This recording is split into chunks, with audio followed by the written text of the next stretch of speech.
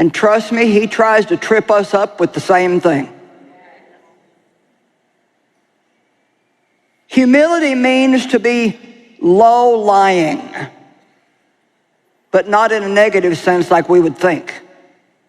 It means to stay under the mighty hand of God, to wait on him instead of trying to get things done yourself. Let me ask you a question. Who's in your life that you're trying to change right now? Little low grumbles on them. Your husband, your wife, which one of your kids? Your mom, your dad, your neighbor. You can't change people. You can pray for them. But only God can do an inside job.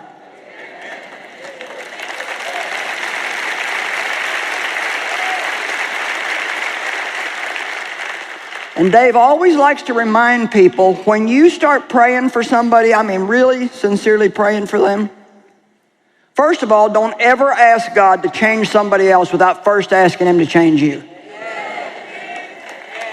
Because you don't want to start your prayer in a spirit of pride. God, change them, change them, change them, change them. I well remember when I was praying for Dave to change. And I mean, I was after it. I was loud. God, you got to change Dave. I can't put up with this much longer. God, you got to change Dave. And God said, Dave's not the problem. I thought, well, who is? There's only me and him. And I tell you what, God opened my eyes and showed me what it was like to live with me. And I cried for 3 days.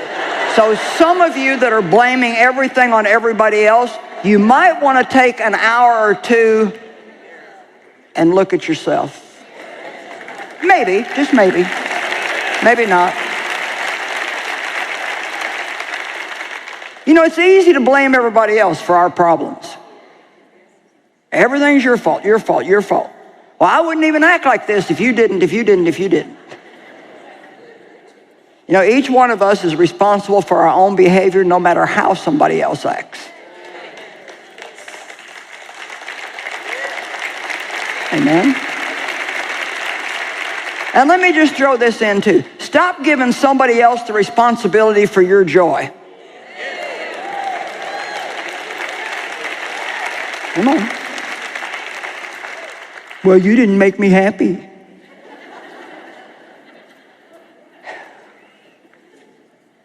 It is lowliness of mind, and I love this, not to think less of yourself, but to think of yourself less. I'll say it again. Humility is lowliness of mind. In other words, you don't think more highly of yourself than you ought to. You don't think you're better than other people. Matter of fact, you really just don't have yourself on your mind all that much. Because you're busy thinking about what you might do for somebody else. If you want to get so happy you can't hardly stand yourself, you just ask God to work in you to get over being selfish. And it ain't going to be easy. And it'll be a lifelong project. But none of us can be selfish and happy at the same time. See, I thought, oh, you're the problem, you're the problem, you're the problem, you're the problem. I even thought sometimes God was the problem. And the devil was certainly the problem. We like to blame everything on him. But I was the problem. That didn't mean that everybody else was doing everything right. But the devil loves it when he can get us looking at everybody else and what's wrong with them. Because then we don't pay attention to what God's trying to do in us or tell us. And so nothing ever changes. So it's not thinking less of yourself, but it's thinking of yourself less.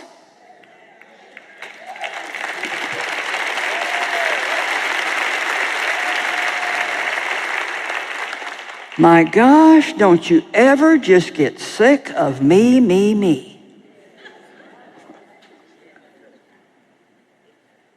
If I'm all I have in my life, what a pitiful life it is. Jesus humbled himself. Do you know that when he washed his disciples' feet, there was no job that was any lowlier? The lowest of servants in the house had the job of foot washing. And so in John 13, when we see that beautiful story of how he took off his garment and put on a servant's towel and got a basin of water and a towel and knelt down and washed his disciples' feet. And you get all the way to verse 17, and it says, now knowing these things, blessed are you if you do them. And that doesn't necessarily mean that we have to get a pan of water and go wash everybody's feet. He's talking about having a servant's attitude. An attitude of what can I do for you? How can I help you? What would happen? How many of you are married? Okay. What would happen if, when you got married, your goal was to just see how happy you could make the other person? Go ahead, snicker all you want to. But see, we expect other people to make us happy. Isn't that right? We expect, you didn't make me happy. And so then this would be the first thought that I would have. Well, if I don't take care of me, who's going to? Well, God. At least that's what he says. But in order to experience that, you have to wait a little while. And nothing will change for a while, and the devil will tell you it's not working. And you better get in there and take care of this yourself, and you better tell them that they're not going to treat you like that. If you think that you're going to walk all over me, you have got another thing coming.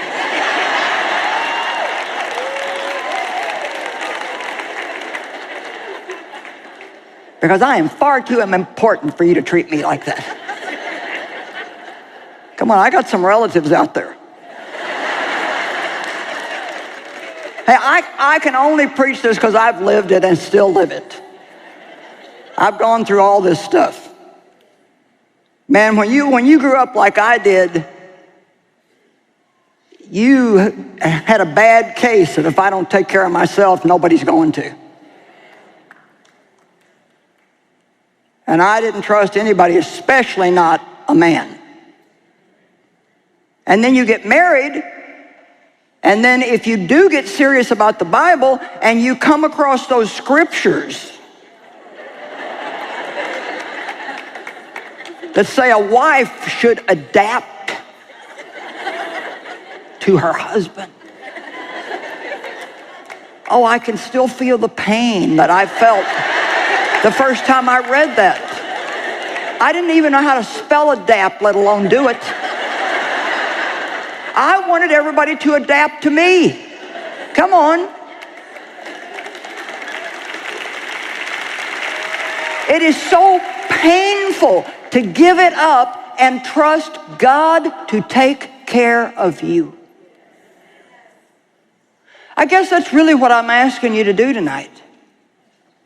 Stop arguing and fighting and being mad at people and arguing with people, and trust God to take care of you.